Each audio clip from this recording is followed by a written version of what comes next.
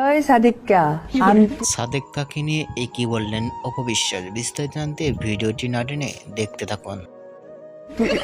ওই সাদিকা অপবিশ্বাস কি এমন বলেছে? সাদেক কাকে বলেছেন ফাঁসি দিতে চাইছেন অপবিশ্বাসকে।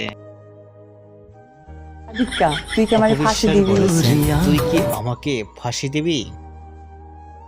হঠাৎ এমন কথা কেন বলছে অপবিশ্বাস?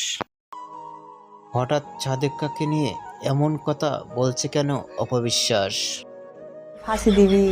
ইমানকে হঠাৎ অপবিশ্বাসকে এরকম লুকে কখনোই দেখা যায়নি। লুকে বসেই এমন কি প্রকাশ করলেন অপবিশ্বাস। ভিডিওটি ইতিমধ্যে সোশ্যাল মিডিয়ায় ভাইরাল।